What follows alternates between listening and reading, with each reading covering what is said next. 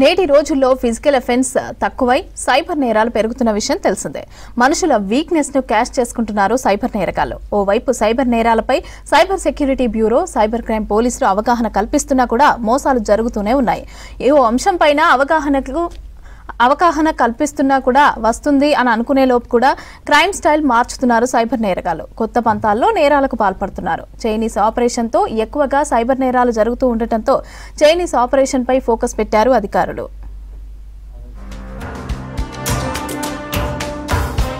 Honey panting, ED, CBI అధికారులమంటూ ఫోన్లు చేసి బెదిరించడం, డిజిటల్ అరెస్టులంటూ డబ్బులు కొట్టేయడంతో పాటు పెట్టుబడులు పెడితే అధిక లాభాలు వస్తాయని ఆశ చూపి సైబర్ నేరాలకు పాల్పడుతున్నారు. వీటితో పాటు ఆన్లైన్ జాబ్, ఇన్వెస్ట్మెంట్ ఫ్రాడ్స్తో పాటు ఓటీపీ, క్రెడిట్, డెబిట్ కార్డు నేరాలు ఇలా చెప్పుకుంటూ పోతే అన్నీ ఇన్ని కావు. రోజుకు కొత్త తరహా నేరాలకు తెరలేపుతున్నారు సైబర్ మోసగాళ్లు. వివిధ స్కామ్ల ద్వారా కోట్ల రూపాయలు కొట్టేస్తున్నారు. ప్రస్తుతం దేశంలో సైబర్ నేరాలు పెద్ద సమస్యగా మారాయి. సామాన్యుడి నుండి మేధావుల వరకు అందరూ బాధితులే అనడంలో ఎలాంటి అతిశయోక్తి లేదు. సైబర్ క్రైమ్స్ ఎక్కువగా చైనీస్ ఆపరేషన్తో జరుగుతుండటంతో దీనిపై దృష్టి పెడుతున్నారు పోలీసులు.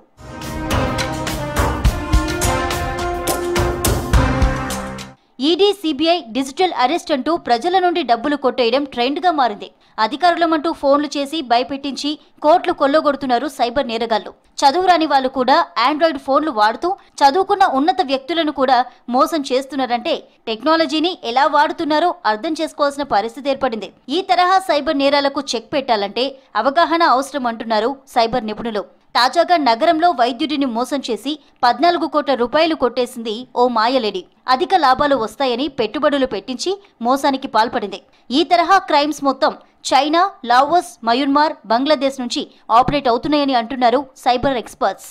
సిబిఐ అంటూ లేదంటే ట్రేడింగ్ స్కామ్లు అంటూ ఏవైతే జరుగుతున్నాయో, లేదంటే కానీ హనీ పాటింగ్ స్కామ్స్ కానీ, వీటికి సంబంధించిన ఆపరేషన్స్ అన్ని పక్కనున్న లావోస్ నుంచి కానివ్వండి, లేదంటే బంగ్లాదేశ్ కానివ్వండి, కొన్ని ఐలాండ్ కంట్రీస్ నుంచి కూడా ఈ యొక్క స్కామర్లు ఆపరేట్ చేస్తూ ఉన్నారు. ఈ అవతల మోసం చేసే వ్యక్తులందరూ కూడా మన ఇండియన్సే. టెలిగ్రామ్ ద్వారా సింగపూర్లో, హాంకాంగ్లో జాబ్లు ఉన్నాయంటూ మన కామన్ పీపుల్ని హైర్ చేసుకుంటూ ఉన్నారు. వాళ్ళని తీసుకెళ్ళి చైన్ చేసి లేదంటే కనుక ఒక జైలు లాంటి ప్రదేశంలో పెట్టి వాళ్ళని చాలా ఇట్లాంటి స్కామ్లకు పాల్పడే విధంగా టార్గెట్లు ఇచ్చి రోజుకు 10 మందిని మోసం చేయాలి, లేదంటే 5గురినైనా మోసం చేయాలంటూ ఈ స్కాములని చేపిస్తూ ఉన్నారు. ఈ మధ్య కాలంలో జరుగుతున్న సైబర్ నేరాలు మెజారిటీగా చైనీస్ ఆపరేషన్స్ ఫ్రాడ్స్ గా చెప్తున్నారు సైబర్ సెక్యూరిటీ బ్యూరో అధికారులు. Chinese frauds Cambodia, Myanmar, Laos నుండి ఆపరేట్ చేస్తున్నట్లు గుర్తించారు. ఇక తాజాగా దాదాపు 500 మంది ఇండియన్స్ ను అక్కడి ఆర్మీ సహాయంతో విముక్తి చేసి ఇండియాకు పంపించారు. Investment, dating, crypto, digital arrest వంటి నేరాలు చైనీస్ ఆపరేట్ చేస్తున్నట్లు ఆధారాలున్నాయని అంటున్నారు సైబర్ సెక్యూరిటీ బ్యూరో అధికారులు. కాల్ సెంటర్లు ఏర్పాటు చేసి ఈ తరహా నేరాలకు పాల్పడి డబ్బులు కొల్లగొడుతున్నట్లు గుర్తించారు అధికారులు. ఇవన్నీ కూడా Chinese organised frauds. Chinese Cambodia, Myanmar, Laos ఈ 3 కంట్రీస్లో ఫ్రాడ్ సెంటర్స్ నడుపుతున్నారు.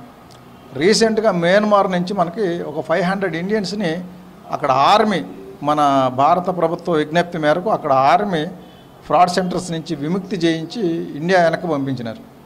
వాళ్ళని మనం కూడా కొంతమందిని ఎగ్జామిన్ చేయడం జరిగింది. వాళ్ళు చెప్పే దాని ప్రకారం ఇటువంటి ఫ్రాడ్స్ అన్నీ కూడా ఈ ఇన్వెస్ట్మెంట్ ఫ్రాడ్స్, క్రిప్టో ఇన్వెస్ట్మెంటు, తర్వాత డేటింగ్ ఫ్రాడ్స్, అలాగే ఇంపర్సనేషన్, వాట్సాప్లో మన రిలేటివ్స్ లాగా ఇంపర్సనేట్ చేస్తూ ఇట్లా స్కేరీ జాబ్స్, తర్వాత డిజిటల్ అరెస్ట్స్, ఇటువంటివన్నీ కూడా ఈ కంబోడియా, మయన్మార్, లావోస్ నుంచి జరుగుతున్నట్లుగా మనకి క్లియర్ ఆధారాలు ఉన్నాయి. రోజు రోజుకు పెరుగుతున్న సైబర్ నేరాలకు చెక్ పెట్టాలంటే ప్రజల అప్రమత్తత, జాగ్రత్త అవసరం అంటున్నారు సైబర్ సెక్యూరిటీ బ్యూరో అధికారులు.